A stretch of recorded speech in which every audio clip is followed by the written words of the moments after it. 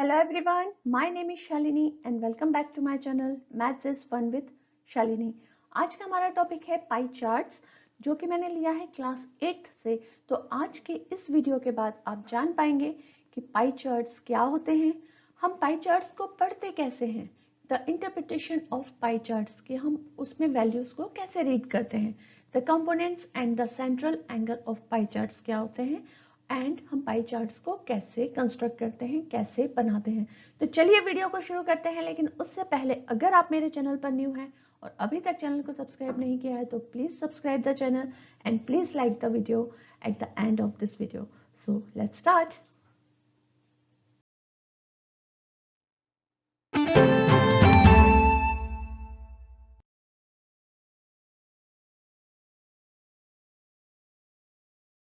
So pie chart is a part of data handling. Okay, आप class 3 से पढ़ते हुए आ रहे हैं डेटा हैंडलिंग के चैप्टर्स, तो आपको पता है कि डेटा क्या होता है, डेटा हैंडलिंग क्या होता है, डेटा को हम रिप्रेजेंट कैसे करते हैं। आप बार ग्राफ के थ्रू रिप्रेजेंट करते हैं, आप पिक्टोरियल ग्राफ के थ्रू रिप्रेजेंट करते हैं, आप पाई चार्ट्स के थ्रू रिप्रेजेंट करते हैं।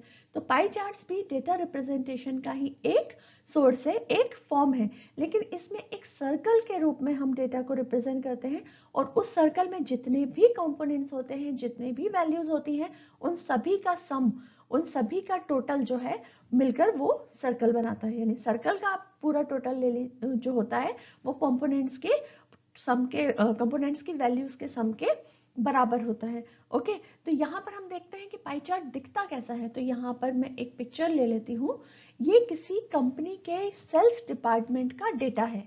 ओके, यहाँ पर ये बताया गया है कि आपको सर्कल के अंदर आप देख रहे हैं कि 5 डिफरेंट कलर से डेटा को डिनोट किया गया है, राइट। जैसे आप पिक्टोरियल रिप्रेजेंटेशन में भी करते थे, आप डिफरेंट कलर से डिफरेंट पिक्चर्स से रिप्रेजेंट करते थे, सिमिलरली यहाँ पाई चार्ट में भी हम ऐसे ही डेटा को रिप्रेजेंट करते हैं।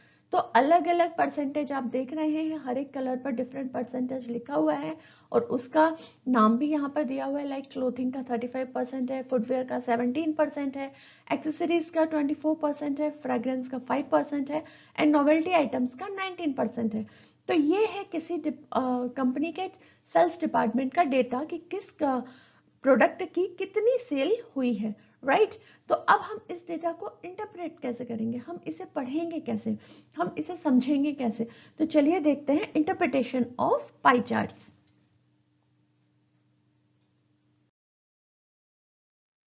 सो इंटरप्रिटेशन ऑफ पाई चार्ट्स में मैंने यहाँ पर एक दूसरा ग्राफ लिया हुआ है, एक दूसरा चार्ट लिया हुआ है। इस चार्ट में आप देख रहे हैं कि एक सर्कल को 4 पार्ट्स में डिवाइड किया गया है। ओके, आपने फ्रैक्शन पढ़ा होगा, फ्रैक्शन में भी इसी तरह से हम सर्कल को अलग अलग पार्ट्स में डिवाइड करते हैं। तो यहाँ पर जो आपको देखने से पता चल रहा है कि यहाँ पर जो सबसे बड़ा पार्ट है ये है सेविंग का, राइट। उसके बाद है यहाँ पर एजुकेशन का, फिर rent and PL and then food and other items. तो इन सबको देखने से हमें कुछ अंदाज हो रहा है, हमें कुछ पता चल रहा है कि ये जो डेटा है ये किसी की इनकम का डेटा है, कि वो अपनी इनकम को कहाँ कहाँ, उसके एक्सपेंसेस क्या हैं, उसकी सेविंग्स कितनी है, ये उसका डेटा है। तो चलिए सपोज करते हैं कि किसी की सैलरी है 30,000। ओके, किसी की सैलरी है 30,000 और ये उसका डेटा है।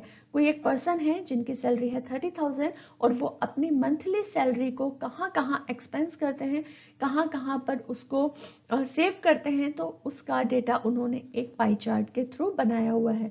तो इसमें जो आपको एरिया सबसे बड़ा दिख रहा है, इसका मतलब है कि वो पोर्शन जो है उस चीज का उस कंपोनेंट की वैल्यू जो है वो सबसे ज्यादा है, यानी कि सेविंग। यहाँ पर आपको जो सबसे बड़ा दिख रहा है वो है सेविंग, सबसे बड़ा पार्ट है सेविंग का।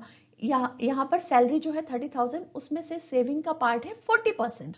हम इसे इस तरह से पढ़ेंगे कि 30,000 से सैलरी में सेविंग का पार्ट है 40%, एजुकेशन पर जो एक्सपेंसेस हैं वो है 25%, रेंट और पीएल है 20% और फूड एंड अदर आइटम्स है 15%। ओके, तो अब हम इन्हें कैलकुलेट कैसे करेंगे, अब हम निकालेंगे कैसे, सिंपल है, जैसे हम परसेंटेज के चैप्टर में निकालते हैं 40% ऑफ 30,000। ओके या फिर चलिए हम एजुकेशन से शुरू करते हैं। सो एजुकेशन का पहले निकालते हैं। 25% ऑफ 30,000 इज 7,500। सो एजुकेशन का जो पार्ट हो गया वो हो गया 7,500। नेक्स्ट हम निकाल लेते हैं रेंट एंड पीएल। तो रेंट एंड पीएल है 20%। 20% of what? 20% of 30,000। So 20% of 30,000 होगा 6,000। Similarly food and other items का होगा 15%। 30,000 का 15% कितना होगा? 4,500। And last one is saving. तो 30,000 में से बंदा सेव कितना कर रहा है? सेव कर रहा है 12,000 रुपीज। ओके, जो पर्सन है वो 30,000 की सैलरी में से 12,000 को पहले ही सेव कर दे रहा है और उसके बाद जो बचा हुआ है उससे वो अपने एक्सपेंसेस निकालता है, जिसमें रेंट है, उसके लोन्स हैं, फूड और ग्रोसरीज एंड अदर आइटम्स हैं और प्लस एजुकेशन का खर्चा है। राइट तो ये है पूरा डेटा जो उसने पाई चार्ट के थ्रू बनाया हुआ है। अब हम देखते हैं कि पाई चार्ट्स के ये जो डिफरेंट डिफरेंट कंपोनेंट्स हैं इनको हम कैसे कैलकुलेट करते हैं ताकि हम पाई चार्ट को कंस्ट्रक्ट कर सकें। हम पाई चार्ट के कंस्ट्रक्शन में कौन कौन सी चीजें जो हमें चाहिए होती हैं हम उन्हें स्टेप बाय स्टेप समझते हैं। सबसे पहले हमने पाई चार्ट क्या होता है वो देख लिया। अब हम पाई चार्ट को पढ़ते कैसे हैं वो भी हमने देख लिया। तो चलिए अब देखते हैं कि उसके कंपोनेंट्स को कैसे कैलकुलेट करते हैं। So components and central angle of components. Central angle निकालना क्यों जरूरी है? क्योंकि आप जानते हैं कि हम जो यहाँ पर पाई चार्ट बनाते हैं वो हम एक सर्कल के फॉर्म में बनाते हैं। ओके, हम एक सर्कल की तरह से पाई चार्ट को बनाते हैं और सर्कल में हम किसी भी तरह से, जैसे यहाँ पर हम चाहे रेडियस बना लें या कुछ भी हम बनाए तो दो लाइंस के बीच में कोई एंगल बनेगा। तो हमें जब तक वो एंगल नहीं पता होगा हम अलग अलग इसके जो फ्रैक्शंस हैं, अलग अलग फैक्टर्स हैं वो हम नहीं निकाल पाएंगे जब तक कि हमें इसका एंगल नहीं पता होगा। तो एंगल निकालने के लिए उन कंपोनेंट्स के एंगल को हम कैसे निकालते हैं? उन्हें हम सेंट्रल एंगल बोलते हैं। हर एक कंपोनेंट का एक सेंट्रल एंगल होगा और वो सेंट्रल एंगल कैसे निकालेंगे वो देखते हैं। कंपोनेंट्स क्या होते हैं? जो डिफरेंट डिफरेंट वैल्यूज होती हैं, जो डिफरेंट डिफरेंट ऑब्जर्वेशंस होते हैं उन्हें हम कंपोनेंट्स कहते हैं। जैसे लास्ट ग्राफ में education is the component, rent and PL is the component, saving is the component and food and other item is the component. तो उस ग्राफ में जो चार चीजें थी, जो चार वैल्यूज थी उन्हें हम कंपोनेंट कहते हैं और उन वैल्यूज की हमने वैल्यू निकाल ली थी। वो परसेंटेज में दिए हुए थे तो हमने उन्हें रुपीज में वैल्यू निकाल ली, लेकिन अब हमें उनका निकालना होगा angle to construct the pie chart. तो एंगल निकालने का क्या फॉर्मूला है? एंगल निकालने का फॉर्मूला है value of the component. Value जो हमने परसेंटेज को 30,000, 20% ऑफ 30,000 जो हमने करके निकाला था that is the value of component. And total of all values. Total of all values क्या होगा? मैंने आपको बताया कि सर्कल का जो टोटल वैल्यूज है, पाई चार्ट की जो टोटल वैल्यूज है वो उसके कंपोनेंट की टोटल वैल्यूज के बराबर होती है, यानी कि 30,000 जो सैलरी। हम यहाँ पर वही वाला एग्जाम्पल लेके चल रहे हैं थ्रू आउट द वीडियो ताकि आपको समझने में इजी हो। तो हम वही सैलरी वाला और उसके एक्सपेंसेस का जो डेटा उसने पर्सन ने बनाया हुआ था हम वही डेटा को लेकर आगे चल रहे हैं ताकि आपको हर एक कंसेप्ट क्लियर हो। ओके, तो यहाँ पर वैल्यू ऑफ कंपोनेंट होगी, जो कंपोनेंट्स की हमने वैल्यू कैलकुलेट की थी लास्ट स्लाइड में वो, plus divided by total of all values यानी कि उसकी total salary. Total salary is 30,000 into 360। अब हमने यहाँ पर इंटू 360 क्यों किया है? हमने यहाँ पर इंटू 360 फॉर्मूला में इसीलिए किया है क्योंकि सर्कल का जो टोटल मेजरमेंट होता है एंगल्स का वो होता है 360 डिग्री। ओके, जो सर्कल के अंदर जो एंगल्स बनते हैं, इंटीरियर एंगल्स, उनका जो टोटल सम होता है वो होता है 360 डिग्री। राइट, ये तो आपको पता है कि जब आप एक स्ट्रेट लाइन पर बनाते हैं कर्व तो ये होता है 180 डिग्री और जब आप इसको पूरा बनाते हैं तो ये होता है 360 डिग्री। सो टोटल सर्कल होता है 360 डिग्री, इसीलिए हमने इसको यहाँ 360 से मल्टीप्लाई किया हुआ है। अब हमारे डिफरेंट डिफरेंट कंपोनेंट कौन से हैं? लास्ट स्लाइड के हमने यहाँ पर ले लेते हैं वापस से। हमने एजुकेशन निकाला था, rent and PL, food others और सेविंग्स, हमने सबकी वैल्यूज यहाँ पर निकाली थी। अब हमको निकालना है उनका सेंट्रल एंगल। तो सेंट्रल एंगल ऑफ एजुकेशन क्या होगा? सेंट्रल एंगल ऑफ एजुकेशन होगा 7,500 बिकॉज 7500 इज द वैल्यू, हमने रख दिया वैल्यू ऑफ कंपोनेंट में 7500.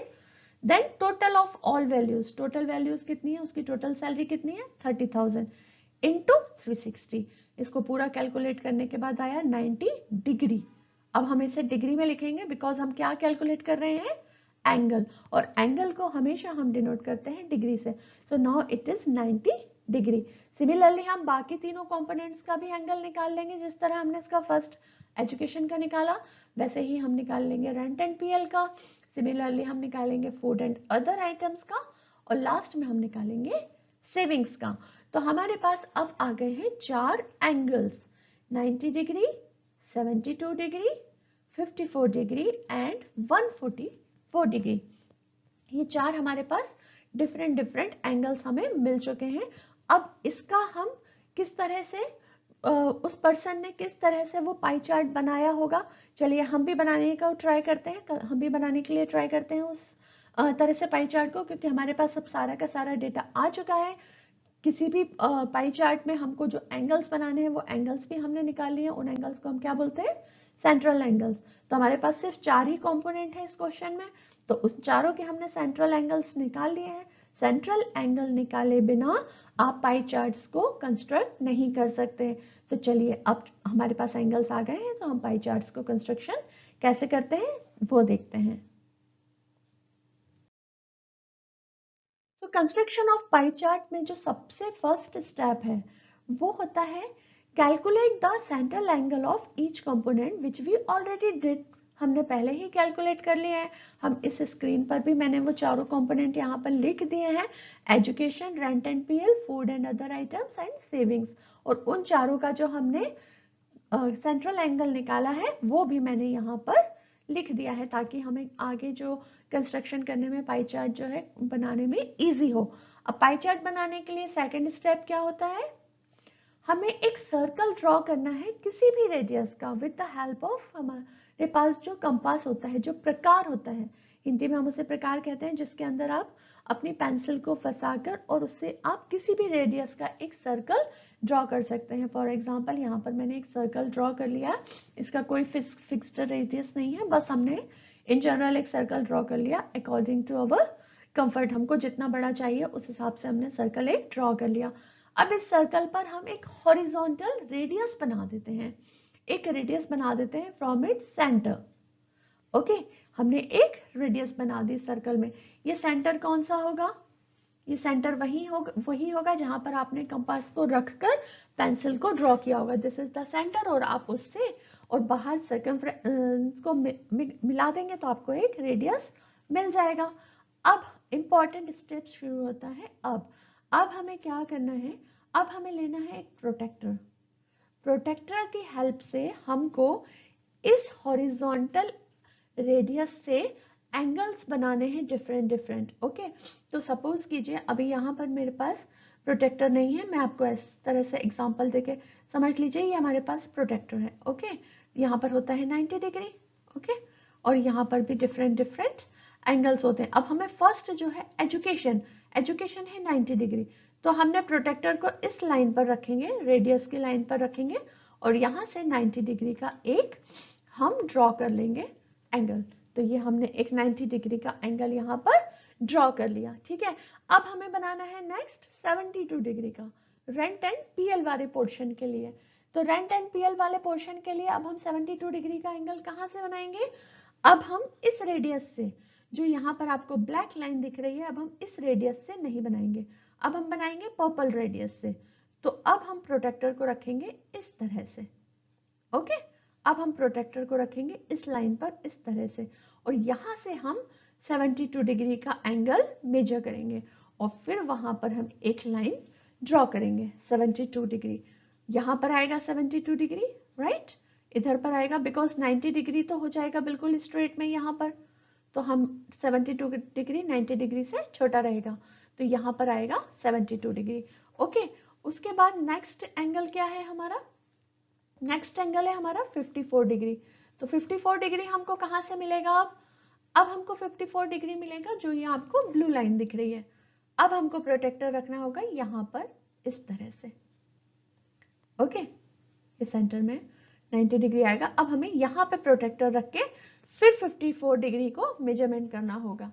तो 54 डिग्री को हम यहाँ से मेजरमेंट करेंगे तो वो आएगा कुछ इस जगह पर। ओके, अब now 144 is the last part, तो उसे हमें बनाने की जरूरत नहीं है because that is the last part और वो ऑटोमेटिकली आ जाएगा।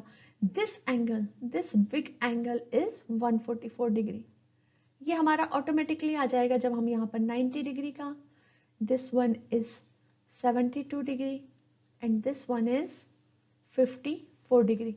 जब हमारे पास ये सारे एंगल्स आ जाएंगे और हम इस तरह से बना लेंगे तो हमें जरूरत नहीं होगी कि हम लास्ट वाले कंपोनेंट को बनाएं, वो ऑटोमेटिकली यहाँ पर बन जाएगा, राइट। तो ये हो गया हमारा चारों एंगल्स हमने यहाँ पर ड्रॉ कर लिए। कौन कौन से हैं वो? Education, rent and PL, food and others and the last one is savings. Okay, अब लास्ट स्टेप क्या होता है कि इस पाई चार्ट को हम शेड कर सकते हैं अलग अलग कलर्स से। ओके, जैसे कि एजुकेशन वाला पार्ट है वो आपने यहाँ पर ब्लू कलर से कलर कर दिया, एजुकेशन के पार्ट को आप ब्लू कलर से कर दीजिए, ठीक है। सिमिलरली आप रेंट एंड जो पीएल वाला पार्ट है, रेंट एंड पीएल वाले पार्ट को आप रेड कलर से कर दीजिए, रेड कलर से कलर कर दीजिए। सिमिलरली आप फूड एंड अदर्स को आप किसी भी कलर से कर सकते हैं, ग्रीन से कर सकते हैं। Okay, and last one is saving, saving को आप समझ लीजिए हम यहाँ पर सेविंग को येलो कलर से कलर कर सकते हैं। तो इस तरह से हम पाई चार्ट को डिफरेंट डिफरेंट कलर से कलर कर देंगे and your pie chart is ready to represent the data. इस तरह से हम पाई चार्ट को बना सकते हैं। तो हमने बहुत इजीली आज पाई चार्ट को बनाना सीखा है। पाई चार्ट को बनाने के लिए सबसे इंपॉर्टेंट है उसके कंपोनेंट्स, उनकी वैल्यूज और फिर उन वैल्यूज से सेंट्रल एंगल को मेजर करना, सेंट्रल एंगल को निकालना। एक बार आपने एंगल निकाल लिया तो प्रोटेक्टर की हेल्प से आप इजीली वन बाय वन वो सारे एंगल्स को सर्कल के अंदर रखकर पाई चार्ट्स बना सकते हैं। So this was my video for class 8th student, construction of pie chart which is very very important for the upper higher classes, because ये जो डेटा रिप्रेजेंटेशन है ये कभी भी आपका पीछे छोड़ने वाला नहीं है, हमेशा ही आपके साथ रहेगा and this is very important. आपको आगे जाकर सीए की भी आप तैयारी करते हैं या मैथमेटिक्स में आगे किसी फील्ड में आप जाना चाहते हैं, so this is very important topic. तो इसकी प्रैक्टिस आप ज़रूर कीजिएगा घर पर। कोई भी डाउट हो तो मुझे कमेंट सेक्शन में ज़रूर बताइएगा और मिलते हैं हमारे नेक्स्ट वीडियो में। Till then take care, bye bye, keep practising.